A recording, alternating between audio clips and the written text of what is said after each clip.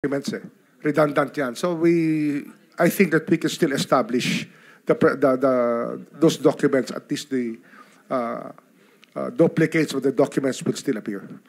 Aasahan po natin na may copies pa, may duplicates pa. Yes, sir. Salamat, Secretary. Salamat po, Mr. Chair at Vice. Meron din akong gusto i-clarify kay Secretary Remulla. Hindi po limitado kay Henry Alcantara ang inyong pagkonsidera, at least pag-consider, na may maipasok pa sa program, hindi po ba? Hindi po. It's not limited to him. As the hearings go on, we will evaluate everybody and the value of the evidence that they can present. At saka syempre po yung vantage point kung sino talaga makakapagturo sa mga salarin, kung ika nga. So pwede rin pong matanggap sa Witness Protection Program ang mag-asamo Diskaya, pwede rin si Bryce Hernandez, as maski sino sa mga resource persons natin, depende sa inyong evaluation. Opo. At sa ngayon po, we can, if they apply, we can consider them protected witnesses already. Pwede na namin bigyan ng security ang mga nag-a-apply. Ang kailangan lang po dito talaga yung evaluation as state witness. Malaki yung pagkakaiba ng dalawa. Maraming salamat po sa inyong pagpapaliwanag. Mr. Chair, may pahabol lang po ako kay Secretary Remulla. Mr. Chair, di po ba ang sinasabi, is it true, pag ikaw po'y naging state witness, absuelto ka na po doon sa kaso wherein kasama ka? I mean, just point of clarification, Mr. Chair. I'm not a lawyer, so pakipaliwanag nga po. As a state witness, hindi ka na po matcha-charge sa kaso na yan. Tama po ba ito? Kung na-charge na po, pwede ho ma-discharge ng court.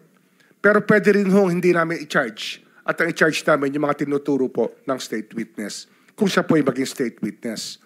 At sa aming, ang mahalaga po dito, yung magiging agreement ng DOJ sa magiging state witness, ay hindi ho sila magva-violate ng mga patakaran na nakalagay po sa Memorandum of Agreement between the state witness and the Department of Justice.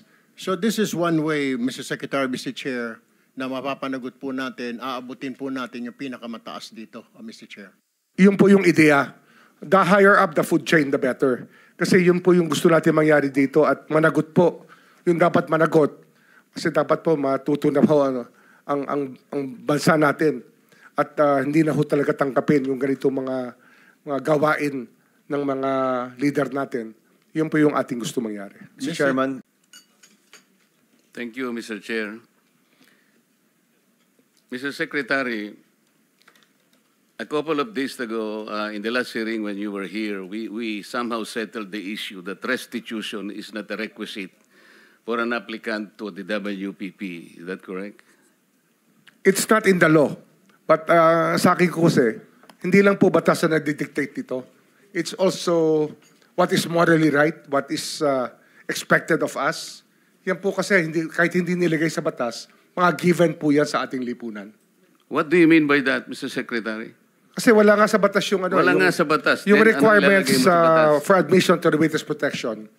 Ang restitution is not part of it. Yes, it is not. Pero hindi ho nangangahulugan na hindi namin pwede i-layout yan depending on the case. Mr. Secretary, I am still in the stage where a particular applicant wishes to apply under that program. And there is a process. In the process, restitution is not one of the requisites. Is that correct?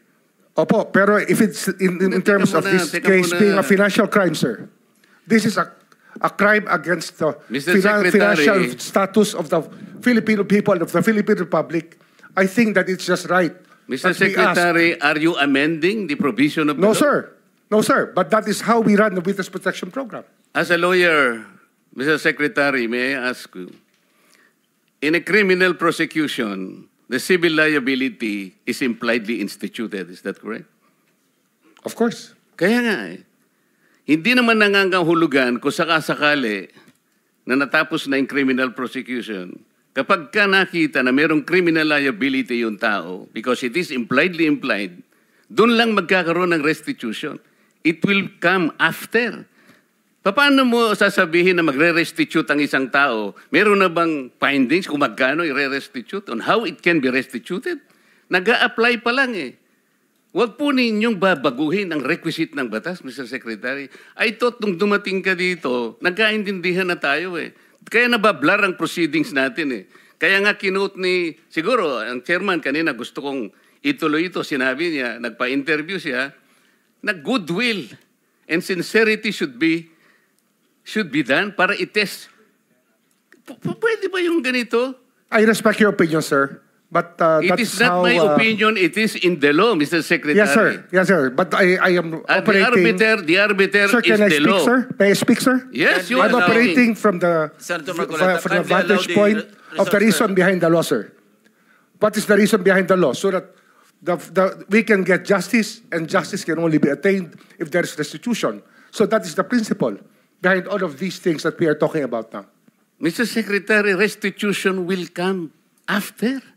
It cannot be. So it can cannot come before or after, sir. It can come before or You after. cite the law that it come before.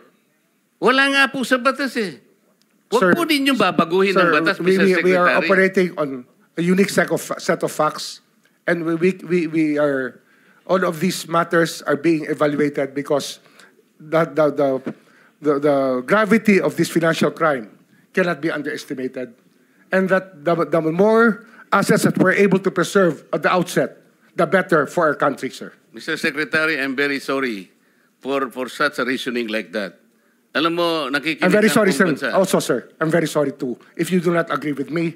But I respect your opinion, sir, and we will carry out our job as we deem fit, as we see. Mr. Chair, I said that the I country am not needs. expressing an opinion here. I am articulating the provision of law. You do not change the provision of law, Mr. Secretary.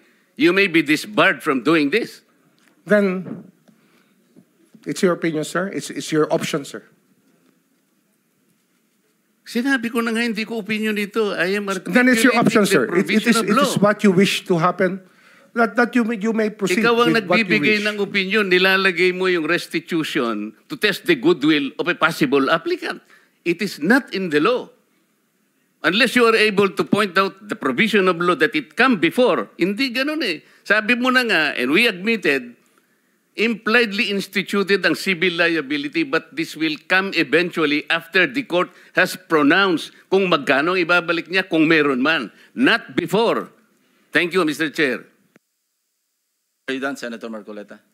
Thank you. Okay. So next in line is Senator Padilla. Sir, dahil ito mga diskayas, para mukhang nagbigay na ito ng affidavit in the previous hearings. Gusto natin na may resulta kaagad ito investigation natin. Baka pwedeng isama na rin yung affidavit nila, sir, na evaluate ng DOJ para isang bagsakan na lang yung pagpile ng kaso. Dahil marami silang binanggit na pangalan ng mga congressman. As a matter of fact, undergoing evaluation. By whom, Mr. Chair? DOJ. DOJ ongoing Sir, na. we met with them already, and we will meet again with them tomorrow. Kasi nawala nga yung kahapon, sir. No? We lost the time yesterday. We were supposed to meet yesterday. Hindi lang po natuloy. Yes, sir. Mr. Chair, just para mas maganda kung isang bagsakan na makuha na sana lahat yan, mapaila na kaagad, Opo. mas maganda. Thank you. Thank you lang, Mr. Chair. Thank you, Salamat. Senator Rapi. Yeah, Mr. Chair, to Secretary Mulya, wala nga talaga sa batas yung bang magsoli muna ng pera para ikaw ay mapasok sa WPP. Pero kung pagbabasehan natin yung kagusto ng taong bayan, ang galit ng taong bayan, na gusto nilang magpakita in goodwill yung accused bago siya mapunta sa WPP, siguro mas maganda kung sundin natin yung kagusto ng taong bayan, right? Opo. Thank you, Mr. Chair. Mr. Chair, there Yes, is also, Senator I would like to manifest that hindi ko alam kung nakikinig ho tayong lahat, yung sigaw ng taong bayan na libo-libo sa People Power Monument sa Luneta, hindi lang po ang pagnanakaw, they were also shouting, ibalik yung pera nila. And I believe the Secretary of Justice heard that, and I believe Malacanang heard that. Kaya nga po, dito po sa mga kontraktor, mga opisyal, isole ninyo ang pera ng taong bayan. Hindi po batas ang pinag-uusapan. Wala ho tayong pakialam sa batas na yan. Sometimes, you have to bend the law to be able to please the people. Mas mataas po ang taong bayan sa batas. Am I right, Secretary Remulla? Yes, sir. Mr. Chairman, Thank you, Mr. Chair. Second round, Senator Pangilinan. just to lower the decibels,